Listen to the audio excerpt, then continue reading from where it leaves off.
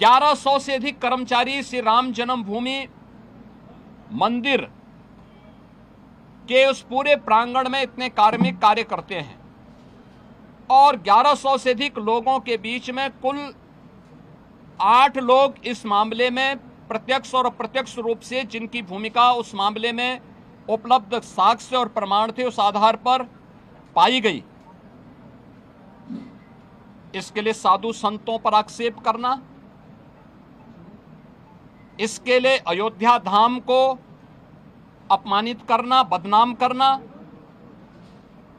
श्री राम जन्मभूमि मंदिर को बदनाम करना,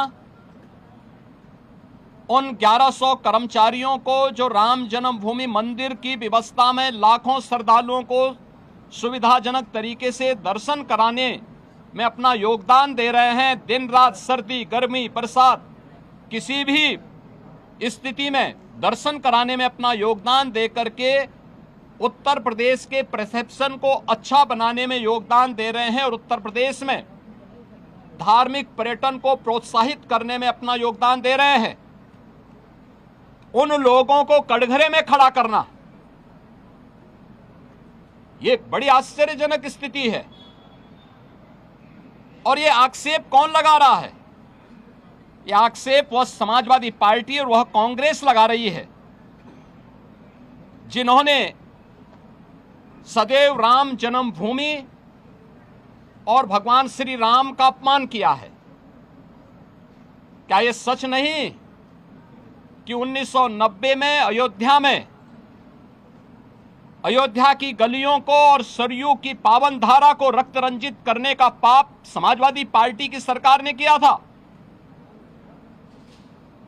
क्या पूरा देश और पूरी दुनिया और सभी राम भक्त ये नहीं जानते कि इनका ये अक्षम्य पाप जिन्होंने राम भक्तों पर गोलियां चला करके किया था? 5-6 में राम सेतु प्रकरण के मुद्दे पर माननीय उच्चतम न्यायालय में अपना एफिडेविट दाखिल किया था और प्रभु श्री राम और प्रभु श्री कृष्ण के अस्तित्व पर ही प्रश्न खड़ा करके उन्हें मिथक घोषित किया था। वह कांग्रेस और यूपीए से जुड़े हुए दल किस मुंह से अयोध्या में आस्था की आज चर्चा करते हैं? अयोध्या के जिस चढ़ावा चोरी से जुड़े हुए प्रकरण की बात आई थी, सरकार ने गंभीरता से लिया था, क्योंकि आस्था का विषय अयोध्या है। कोटि कोटि सनातनियों की आस्था का मुद्दा था और सरकार ने उस समय भी स्पष्ट कर दिया था कि यद्यपि सरकार सीधे किसी ट्रस्ट में हाथ नहीं डालती, क्योंकि वह ट्रस्ट उत्तर प्रदेश सरकार ने गठित नहीं किया, माननीय उच्चतम न्यायालय के आदेश से वह ट्रस्ट गठित है।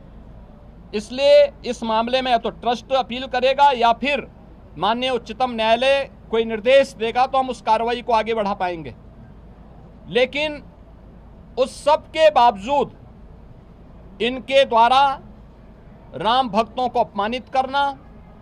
भारत की सनातन आस्था पर प्रहार करना, संसद के अंदर समाजवादी पार्टी और कांग्रेस के सांसदों और नेताओं का जो आचरण रहा है, संतों के प्रति जिस प्रकार के आक्षेप वहां किए गए, इस सीधे सीधे सनातन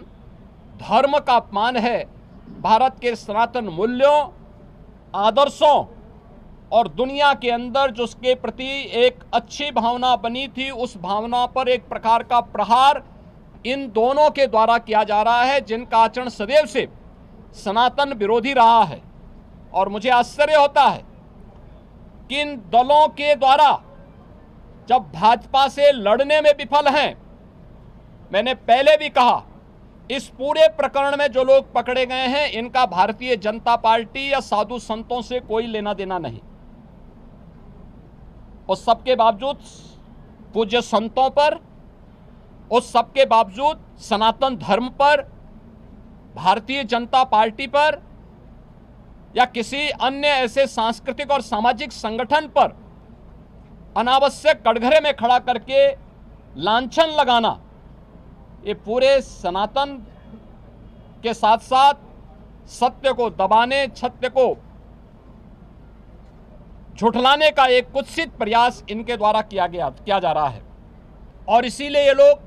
बहुत से भागना चाहते हैं। चर्चा से भागना चाहते हैं।